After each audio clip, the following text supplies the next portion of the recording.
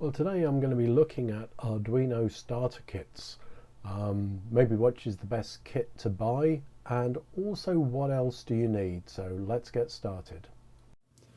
So these are some of the boards that I just happen to have on my desk at the moment. There's a whole variety here. There is, if you like, the standard Arduino Uno that you would usually think about, but there's a variety of boards here. There is the sort of the soldered on type chip with the CH340 driver. I've got an ESP32.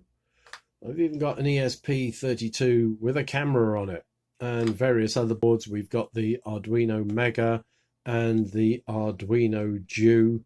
There's what have we got down here? We've got a D1. This is an ESP8266, and we've got, I think it's a Nano and a couple of D1 Minis. Now, one of the things to understand is that whatever you learn on any particular board when you're programming will be applicable to most of the other boards. Basically, what you learn, especially in the basics, will be transferable. So don't start to panic that you've got to have the biggest or the most powerful. Let's get started with the basics. So let's look at the main kit boards. So these would be the main kit boards that you would come across. Most kits are going to have an Arduino Uno, either this type with the soldered on chip or this type with the socketed chip. Now, sometimes people call these the original Arduinos. This one actually is, I believe, made by Arduino themselves, but even some of these boards with the socketed chips will be made by other companies. In fact, Arduino actually encourage other companies to make copies, to make improvements, to make changes. So there are the two types of Arduino board. There is some kits that now come out with the ESP32 board. Now, an ESP32 board inside this wonderful package, and I really like these boards. These have got Wi-Fi, they've got built-in Bluetooth, they are ridiculously fast, very, very powerful, plenty of memory, got all sorts of things. You know, one of my favorite boards. Would I advise them for a beginner? No, absolutely not. One of the reasons I wouldn't advise them is they are a 3.3 volt board. That makes them a little bit more fragile. 3.3 volt boards I've tended to find, if you have a wiring error of any type and have a bit of a short circuit or whatever, this will die. You've been warned. The other thing about them is the USB connector. These USB connectors on these boards are pretty fragile, and if you're going to be building projects, plugging in, unplugging, I can virtually guarantee that you are going to snap the connector off. How do I know that? Well, this connector I only resoldered back on yesterday, and I've broken a number of these off over the years. So they are, shall we say, a little bit more fragile. So from a beginner's point of view, I wouldn't bother with this board. Next, we've got the Mega. Now, there are some kits that come with the Mega. They tend to be the bigger kits. Bizarrely, I wouldn't advise buying the bigger kit at the beginning. I'll explain why in a bit. So you will eventually finish up buying one of these. If you start to enjoy working with the Arduino, you're going to finish up buying a lot of different boards, but this isn't the board that I would tend to start with. I would start with one of these boards, an Arduino style. They've got the really old-fashioned USB connector, built like a tank, never snapped one off. The boards are pretty indestructible, not totally indestructible. I have actually blown up one of these boards. Strangely, it was an original Arduino, but that's probably my lack of care on the thing. It was an old one. So if I was buying a kit, I would go with the Uno. And the reason is that a lot of the beginners tutorials, they're going to be using an Uno. That means that the wiring diagrams are going to be for the Uno. And also you're going to find that you finish up buying another kit as time goes on. And I'll show you why during this video. So the next thing that you're going to need in your kit is a solderless breadboard. Now they come in different sizes. This is a tiny one. This is sort of the more standard size. You'll see that this is quite an old one. I've managed to burn it with some work I was doing. One of the reasons that you tend to buy a second kit, and I'll show you why right now. Let's bring in this other one. One of the things about these solderless breadboards is you can actually attach two boards together, which if you're building big projects becomes really, really useful. The other thing that you'll need to go with your breadboard is these sort of solderless connectors. And these in many ways are the heart of Arduino programming. You can see this little project just happens to have an ESP32 on. This is just a project I've got running on the side. But if we take an Uno, the idea with these is you can just take the wire, poke it into the pinhole, put it into your breadboard and make the connection. And I tend to like having a number of these breadboards kicking about because it means I can work on different projects, move from one to the other without keep breaking up my projects. I'll be honest, you can never have too many of these. I think I've had 3 starter kits, and I've also bought extra ones of these wires on top as well. So these, if you like, the breadboard, and make sure you get the full size breadboard. That is this one here. As this one obviously is 2 of them joined together. What you can do is you can take this outer edge off and the 2 boards clip together to make a much bigger one. But when you're looking at a starter kit, make sure that you've got the full width. I think it's an 830 hole breadboard because you're going to need it for your projects. The next item to make sure that your kit has is a USB cable. Now, these light blue ones are the types that tend to come with the kit, and I would keep these USB cables, just put them aside somewhere and keep them just for your Arduino programming.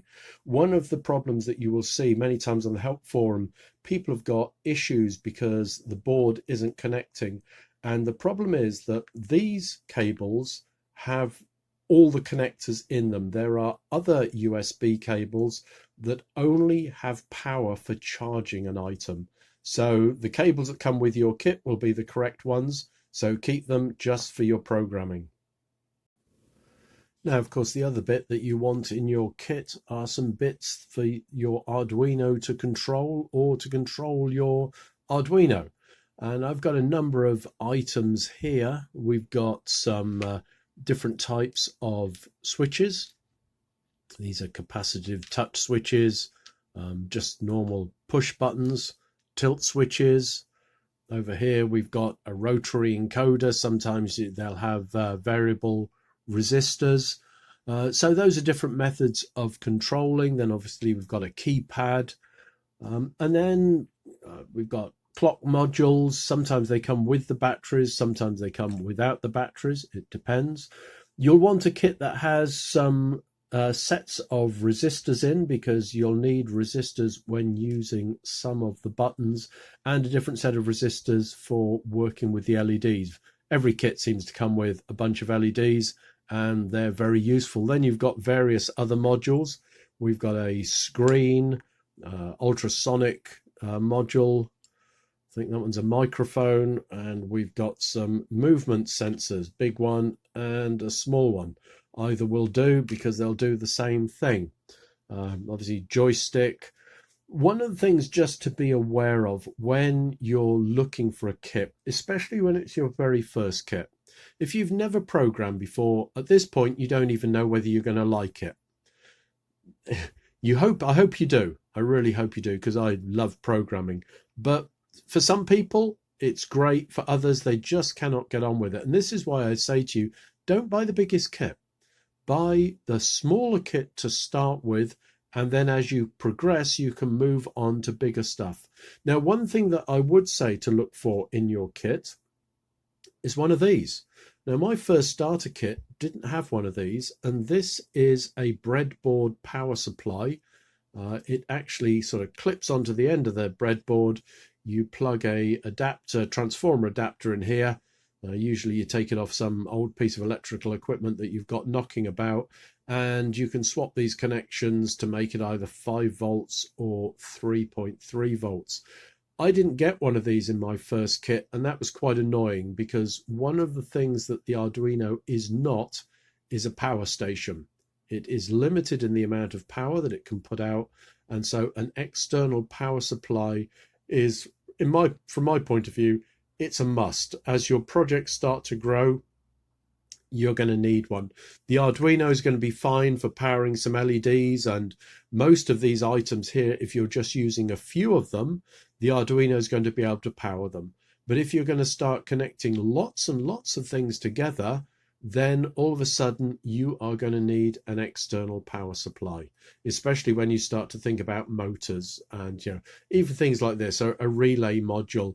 You can get an Arduino to power this, but if you wanted to start using 2 relay modules, then I think you might start to be pushing the limits of what your Arduino can push out. Again, that's when you start to need these external sort of power supplies. So as we've seen, most of the kits on the market with an Uno of some kind in it will do as a starter kit.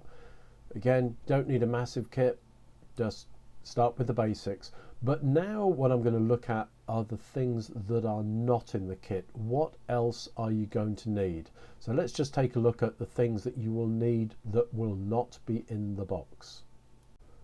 So the first item might come as a bit of a surprise: patience and perseverance. I've been programming for years and I still come across problems. I had an issue the other night, stupid little bit of code, and I probably spent the best part of 5 hours trying to work out one little bit of code. Patience and perseverance. Learning to program is like learning to play a musical instrument. You might think that you can take shortcuts, but believe me, you're going to need to learn the basics, and that is going to take time. One of the saddest things that I see with people starting out with the Arduino is they want to copy some mega project. They can copy it, they can even make it work if you just copy someone else's code and their whole wiring diagrams, but you've got no idea how it works. Then they try to modify it and they have no idea how the code works, and it all falls apart. So patience and perseverance. You're going to need to do some tutorials of some kind.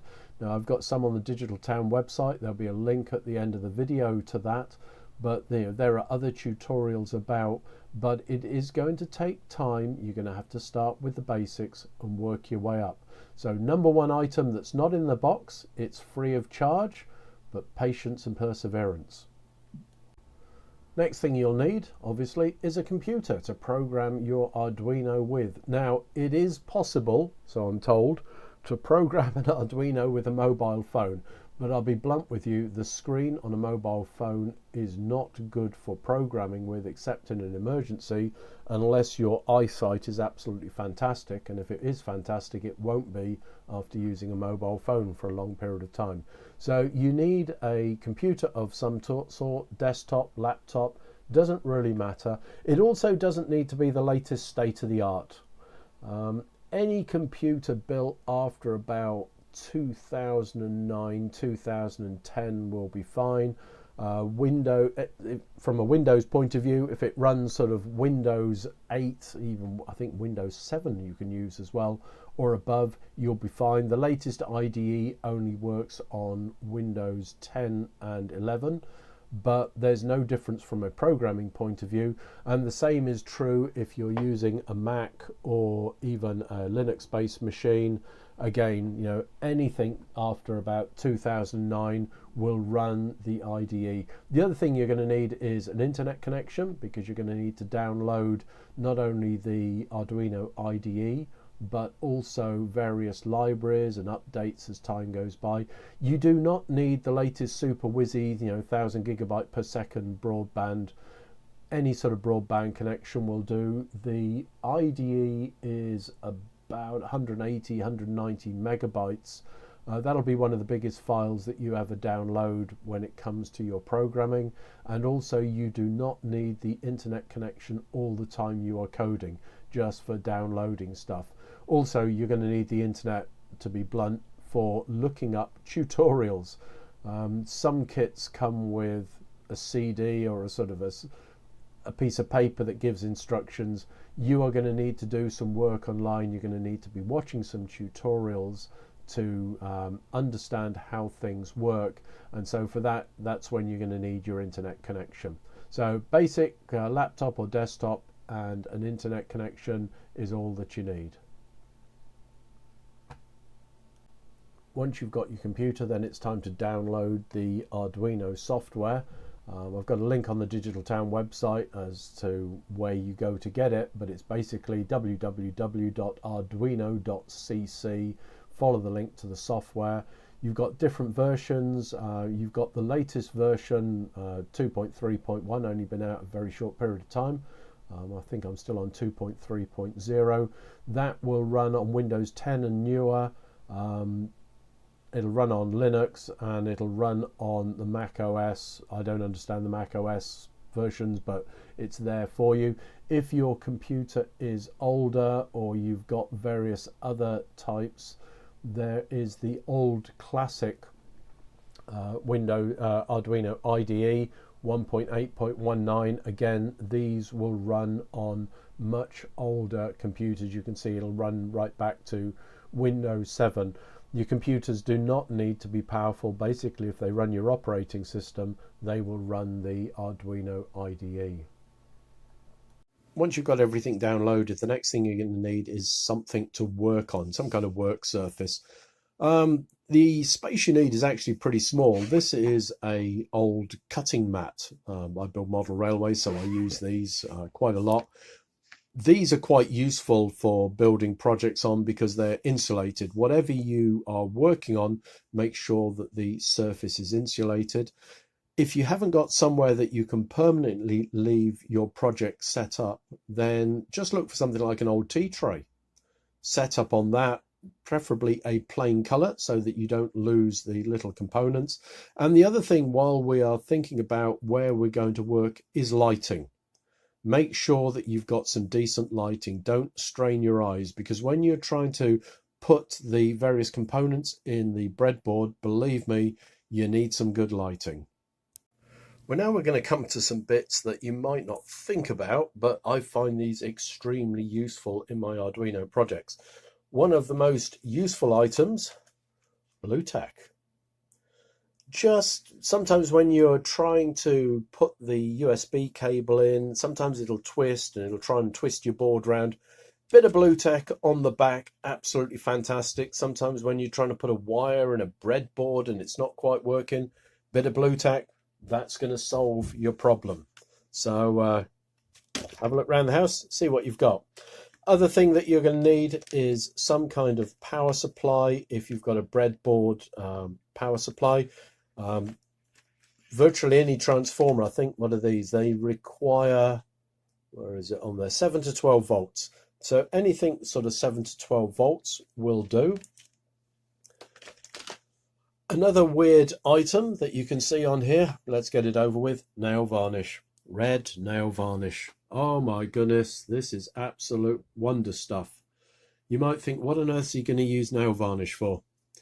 If we look at this ESP32, you will see that in this corner I've got a little red mark on it, and that's because that's where the voltage in pin is. So when this is built into a project on a circuit board, that is where the 5 volts I put into the board, and I mark it with a bit of red nail varnish so that I don't confuse it, because sometimes when you start spinning these boards around, it's easy to lose track of where you are. Here we've got another board. I think this is a microphone or something, and if you look on the one side, you've got the 5 volts, the ground, I think is an analog and a digital output on there, but on the other side you've got nothing. And very often you can be working sort of backwards on a board looking at the other side. So if you sort of look at where the 5 volts is and then on the other side put a bit of red nail varnish around the pin, you won't get confused when you're working backwards. So that's why I use nail varnish on my projects. Other items you are going to need: compartment boxes. Now, not meant to be funny, but I've started to lose count of how many of these I've got. I've got big ones, small ones, all over. You can buy them from craft stores. They come in every sort of size that you can imagine. But also, just keep an eye out around the house, because sometimes, this came with a box of screws in it, different size screws. Absolutely ideal as a project box. So if you see them knocking around, keep them to one side and use them to store the various components in. Talking about components, plastic bags. Again, just start collecting odd little plastic bags, because things like resistors, all sorts of values, if you just get some little plastic bags, split your resistors up, put a little bit of paper in there with the size of resistor on it, and then you've got them all sorted, ready for your next project. Now, one of the things with these items, let's be honest, the writing on some of these boards is really, really small. And for those of us whose eyesight is not the best, I use a pair of magnifiers. Now, I'll be honest, I used to just use a magnifying glass, but now I use a set of these. It does look like I'm breaking into a safe or something like that, but they are really good at saving your eyes. Now, these next items are a little bit unusual. Over here, we have a USB extension lead. And here I've got a USB hub. Now, one of the things that I discovered when I was building lots of projects, you're constantly plugging the USB cable in and out of your computer. And on the front of my computer, I actually wore out the sockets. So now what I do is I have extension leads and I have these hubs, and I plug the Arduinos in and out of these hubs. That way it reduces wear and tear on your computer.